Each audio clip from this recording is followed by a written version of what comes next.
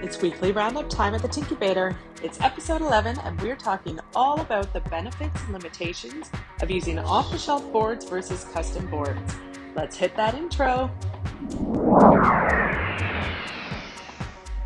Hi everyone, it's Marianne from the Tincubator, and we are a company that spends our time building custom electronics for people, helping them build tech solutions or building our own products that we can sell into the market that solve real-world tech problems with real-world solutions. This is our weekly roundup, and every week we talk about different topics that come up in conversations, usually driven by our social media posts and the conversations we have there. So if you're not already, it's a lot more than you think it is, usually. Join us every week and put comments down, ask questions, let's get into things. So this week, I think the biggest thing that people were asking questions about was, again, this one product that we've been working on for quite a while now. I'm gonna hold it up. Everyone wants to know what it is, and guess what, guys? We do custom work for clients. This is a custom product for a client, and although we've shared a lot about it, we're not sharing what the actual application of it is until our client's comfortable with it and it's all finished up and out in the market. I'm gonna dive into a little bit of an overview on the product. Again, I've done it a few times already, but it can't hurt to refresh your memory. And then I'm gonna talk about basically our post that talks about some benefits of using a board solution like this, which we call a custom hybrid, and some of the limitations of it, because everything in electronics is really push and pull. So you can accomplish pretty much anything you want to. However, there's going to be some concessions you'll need to make, and there's going to be some benefits. So it's all about decision making, and sometimes decision making really quickly, which we've had to do a few times on this one. So what we designed here, from a technical perspective, it's using this component here, which is a feather form factor. It's got our MCU, it's got our comms, so it's LoRa and Bluetooth enabled. It's also got environmental sensors on it. So this Breakout board, I've got another one here. Don't worry, guys. I know a lot of you are freaking out about ESD. It's fine, don't you worry. We've got this. So this is an example of it. I'll maybe hold it up in my hand so you can get a size reference. It's about like that. And this is the Northern Mechatronics feather form factor. So it's the Adafruit feather form factor. It's their NM180310. It uses the module. So when we go full custom solution, it'll just be the module, and we'll use the sensors that are on here, but not in this sort of Breakout board form. But the beautiful thing about this is we've got it built, manufactured with headers on it. So when we actually assemble these units, we can just plop this in place and it's good to go. Okay, the second thing it has on it is this Cellular Breakout board. I'm gonna pop it off here so we can see it a little bit closer. This is a Simcom 7080G. Okay, so when we build this board, I'll see the whole thing here. This is the power management section. This is USB-C. The battery holder obviously is in here. This is an SD card. And then the feather form factor goes here for our MCU. And this is for the Breakout board for the Simcom. So when we're assembling it, we're literally doing this. And yes, it becomes that plug and play. And then we have standoffs here. We screw them in place to hold it. The antennas go on here. Then it goes into this amazing extruded aluminum case that we got that's branded, so I'm gonna cover it up for client privacy. The board just literally slides in like this. I tell you guys, this is magic. Slides in like this, and then on the other side, a plate goes on, and it's got all the antenna connectors. Let me pull this up here. Boom, there they go. So when it's assembled, it's nice and compact. It is an industrial application. Again, I'm not gonna tell you exactly what it does yet. Sometime in the future, I am sure that I'll let you know.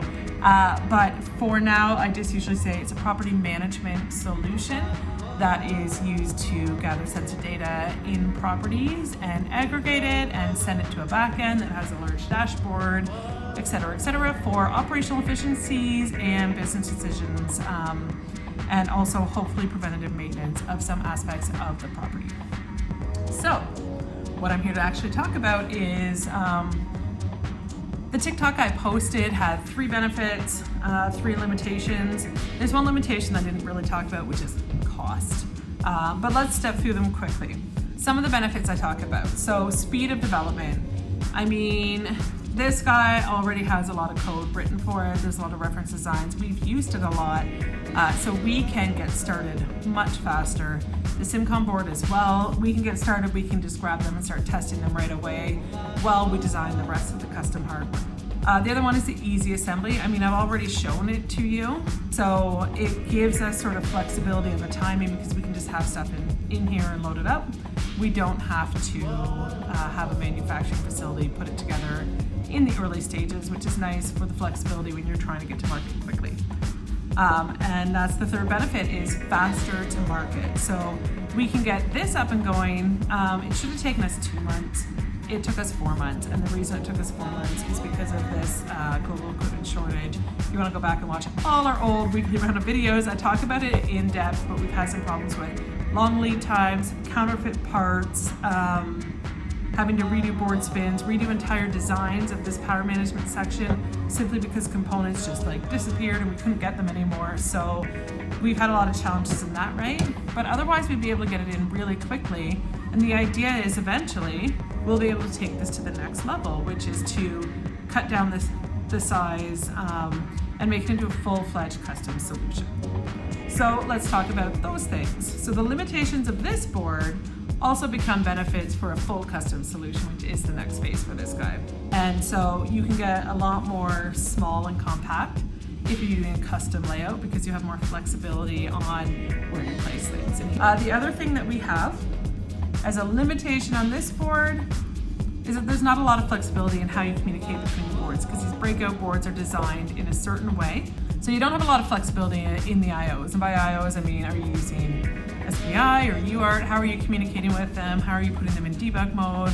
How are you flashing them? All that sorts of things. So you don't have a lot of flexibility. What's there is what you've got to work with, and that's kind of it.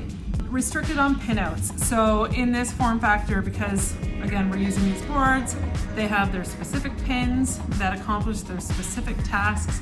These are examples for people. I realize that some people may not be as well versed in tech. But yeah, each of these little guys here are pins. They all do different things, and that's all documented in the design documentation for the specific units that you're using. But you don't have any flexibility. You can't add more. I mean, typically when we do custom boards, we're adding more pins and we're doing sort of our own pin mapping and have more flexibility there. So that doesn't really exist. You are, again, really limited to what's been made available here, which is usually flexible enough for development because they're designed to help you do rapid development on that module, that chip, whatever it is you're doing. However, at the end of the day, if you want more flexibility, you don't really have it. And then, so those were 3. The bonus one that I'm going to talk about just for a minute is cost.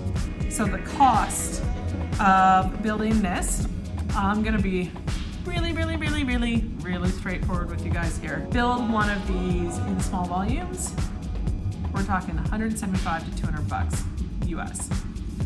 In the end, our general target is to be probably in the $50 to $60 range per unit in small volumes with a custom board. So you can see what but for this client specifically, the reason we started with this is because aside from cost, the biggest factor is time. Because time matters, we had to get creative and find a new solution, and that's where having a tech partner that you can navigate these scenarios with and help you take the steps that you need to get to where you need to go is so beneficial. And that's where we spend our time at Tincubate. It's not just taking in technical specs and spitting out a product. I think that there are a lot of people who can do that. But for us, it's about taking business objectives, big vision, and disruption in the industry and saying, okay, what are the steps we need to get there? How much are each of these steps going to cost? How long will they take? And how can we slowly get to where we need to be? That's it for me this week. Have a great week, and we'll see you next time.